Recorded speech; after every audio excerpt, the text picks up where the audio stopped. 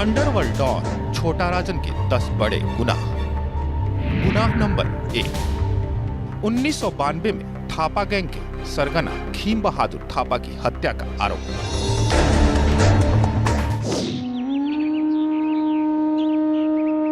नब्बे के दशक के शुरुआती दिनों में मुंबई थापा गैंग और छोटा राजन गैंग की दुश्मनी से हिल गई थी। दोनों गैंग में तनातनी काफी बढ़ गई थी। आरोप है कि छोटा राजन ने थापा को मरवा दिया।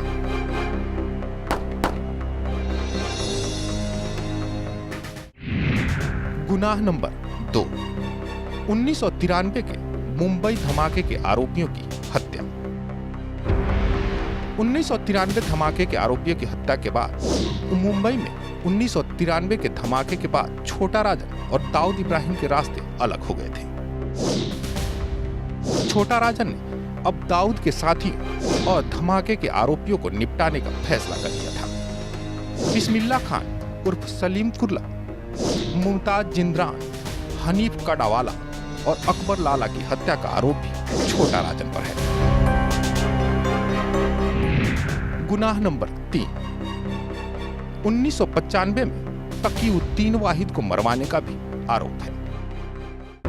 दाऊद से नजदीकियों की वजह से देश की पहली private airlines east west airlines के मैनेजिंग डायरेक्टर तकीउद्दीन वाहिद को मरवाने का आरोप भी छोटा राजन पर है। गुनाह नंबर 4, 1996 में मुंबई के पटेल ब्रदर्स की हत्या का भी आरोप। तकीउद्दीन वाहिद को मारने के बाद छोटा राजन का अगला शिकार मुंबई के पटेल ब्रदर्स थे। आरोप है कि दोनों भाई शांतिलाल पटेल और रमेश पटेल की हत्या छोटा राजन ने 1996 में करवा दी। गुनाह नंबर 5, 1997 में डॉक्टर दत्ता सामंत की हत्या में छोटा राजन गैंग का हाथ। मुंबई में ट्रेड यूनियन के बड़े लीडर डॉक्टर दत्ता सामंत की हत्या में भी छोटा राजन गैंग का हाथ माना जाता है। आरोप है कि साल 1997 में डॉक्टर दत्ता सामंत को छोटा राजन के गुर्गों ने घर के बाहर ही गोलियों से भून दिया। दत्ता सामंत को मुंबई में 90 के दशक में सबसे बड़ी ट्रेड यूनियन हड़ताल करवाने के लिए जाना जाता है। गुनाह नंबर 6, 1998 में राजू परमेश्वरन पिल्लई की हत्या। दाऊद से अपनी नजदीकियों की सजा मुंबई में कार्गो कंपनी के एजेंट राजू परमेश्वरन पिल्लई को चुकानी पड़ी। साल 1998 में पिल्लई की हत्या का आरोप भी छोटा राजन पर है। गुनाह नंबर 7, 1998 में कपड़ों के एक्सपोर्ट इंपोर्ट कारोबारी शब्बीर मोहम्मद की हत्या। मुंबई में कपड़ों का एक्सपोर्ट इंपोर्ट कारोबारी शब्बीर मोहम्मद भी छोटा राजन की आंखों में चुभता था। वजह थी कि वो इस कारोबार की आड़ में दाऊद के लिए हथियारों की तस्करी करता था। छोटा राजन पर इसकी भी साल 1998 में हत्या करवाने का आरोप है। गुनाह नंबर 8, 1998 में तात्या पटेल की हत्या।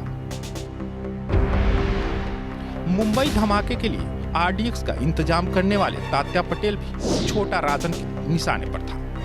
साल 1998 में तात्या पटेल को मारने के लिए छोटा राजन के गुर्गे उसके ऑफिस गए थे, लेकिन वहां उसका बेटा हसमत पटेल भी, जिसे मौत के घाट उतार दिया गया। गुनाह नंबर 9, 1998 नेपाल के सांसद मिर्जा दिलशाद बेग की हत्या।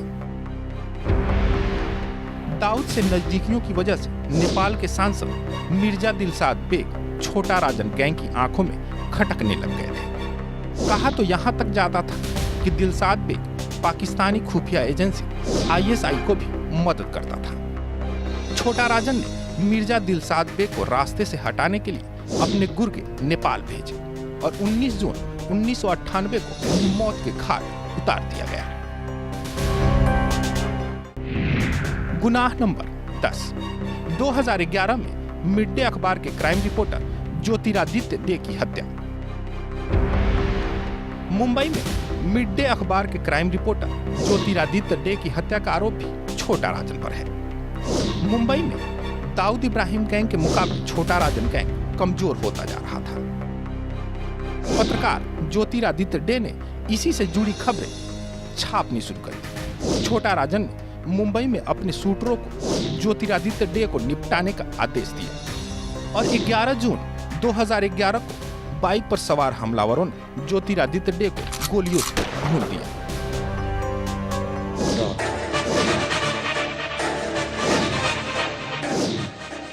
क्राइम डेस्क से बहाने की रिपोर्ट।